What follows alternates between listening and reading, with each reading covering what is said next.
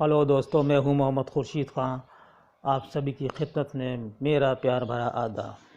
दोस्तों, हम नेट के इम्तहान की तैयारी कर रहे हैं और जो नया सिलेबस हमारा लिए आया है तो उसके मुताबिक ही हम आपको वीडियो बना रहे हैं।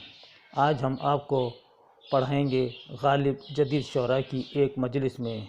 ये मज़मून मज़ाहिया है, तंज़िया है और इसके मुसन्निफ़ हैं कन्हैया लाल कपूर। ये यूनिट नंबर 8 में है।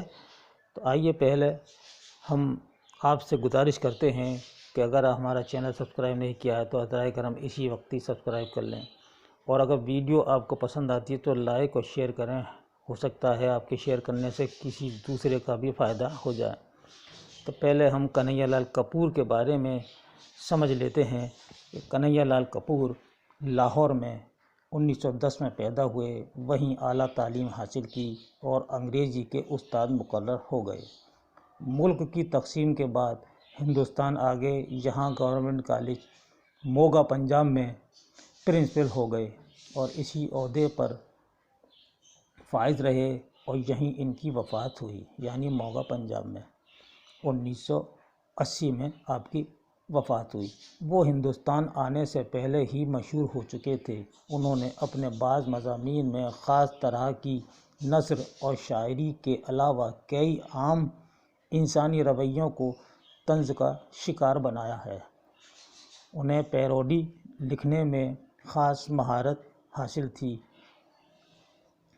दोस्तों, पैरोडी जहाँ लफ्ज़ आया है तो इसके मायने हैं शेर को घटा बढ़ाकर कहना, ये इसका मतलब होता है। आइए कन्हैया लाल कपूर के कुछ अहम तसानीफ़ पर हम गौर करते हैं कि नौके नश्तर, बालों पर, नरम गरम, गिरद कारवां, नाजुक ख्यालियाँ, नए शगुफ़े इनकी मशहूर किताबें हैं। इसके अलावा संगो खश्त, चंगो रबाब, शीशा और तैशा और कामरेड शेख चिल्ली इनकी मशहूर किताबें हैं। कन्हैया लाल कपूर समाजी नाहमवारियों की बहुत जानदार तस्वीर पेश करते हैं, जिनमें एक एहतजाजी पहलू भी होता है।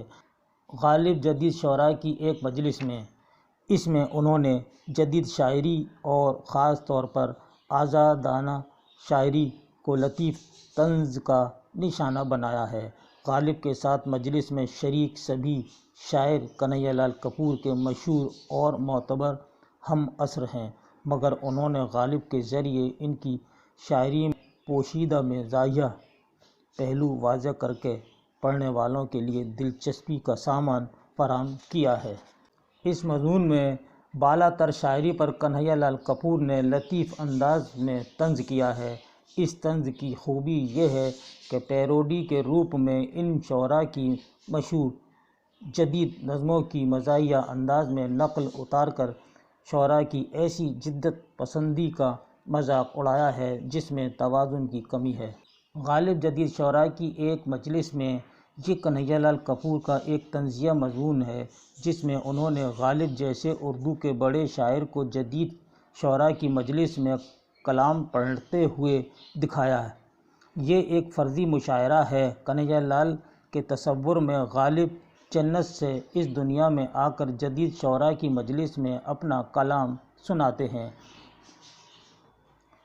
इस मुशायरे में उर्दू के जदीद शोरा जैसे नून मीम राशिद, मीराजी, तसद्दुक़ हुसैन, खालिद, इंद्रजीत वर्मा, राजा मेहदी अली ख़ां और फैज़ अहमद फैज़ को पेश किया है, मगर पैरोडी के रूप में इनके कलाम के साथ इनके नामों को भी पैरोडी की है।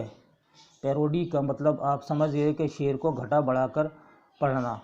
ये शेर है, ख़त लिखेंगे गरचे मतलब कुछ न हो, हम तो आशिक हैं तुम्हारे नाम के। शेर ये सुनकर हंसते हैं मिर्ज़ा, हैरान रह जाते हैं। एक शायर कहता है कि ये शेर कुछ बेमानी सा मालूम होता है। इसके बाद हीरा जी यानी जो मीरा जी हैं कहते हैं, देखिए ना मिर्ज़ा, आप फरमाते हैं ख़त लिखेंगे गरचे, ये مطلب کچھ نہ ہو، اگر مطلب کچھ نہیں تو خط لکھنے کا فائدہ ہی کیا۔ پھر قربان حسین خالص اس شعر کی پیروڈی کر کے اسے ایک آزاد نظم میں بدل دیتے ہیں۔ اس طرح غالب کے باقی اشعار کی بھی پیروڈی کی جاتی ہے۔ غالب کے بعد دوسرے شعراء بھی نظمیں پڑھتے ہیں۔ یہ نظمیں ان شاعروں کی اصل نظموں کی پیروڈی ہے۔ غالب ان کا کلام سن کر کہتے ہیں کہ آپ کی یہ نظم کم از کم میرے فہم سے بالا تر ہے، پھر قافیہ اور ردیف ترک کرنے کی ضرورت کیوں پیش آئی؟ غالب کی بات سن کر رفیق احمد خوگر غالب کو بتاتے ہیں کہ اس کی وجہ مغربی شعراء کا تتبع کا مطلب ہے تقلید کرنا، پیروی کرنا، نقل کرنا یا اس جیسا، یعنی کہ اس جیسا، یہ اس کا مطلب ہے، جو زندگی کے دوسرے شعبوں کی طرح شعر و ادب میں بھی آزادی کا جویا ہے۔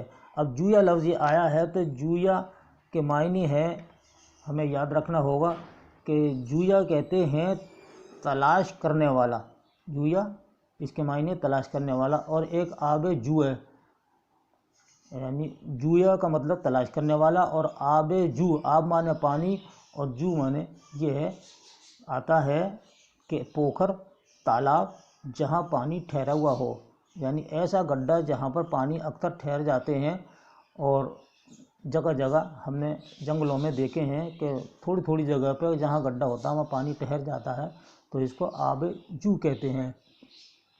تالاب جیسی چیزیں جو ہوتی ہیں یہ سب۔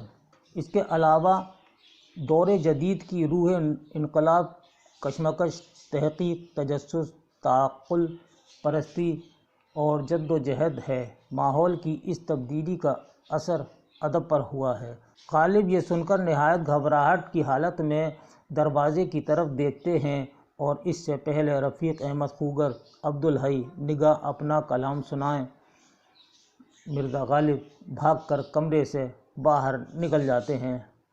یہ تھا دوستو ہمارا آج کا مضمون، غالب جدید شعراء کی ایک مجلس میں، جس کے مصنف کنہیا لال کپور ہیں، اور یہ ہمارے UGC نیٹ کے یونٹ نمبر 8 میں غیر افسانوی ادب کے سلیبس میں موجود ہے۔ دوستو اگر یہ آپ کو پسند آیا تو اس کو لائک اور شیئر ضرور کیجیے گا، ہو سکتا ہے کہ آپ کے شیئر کرنے سے کسی دوسرے کا بھی فائدہ ہو جائے۔ اس کے ساتھ ہی اپنے بھائی محمد خورشید خان کو اگلے ویڈیو تک کے لیے اجازت دیجیے۔ اللہ حافظ۔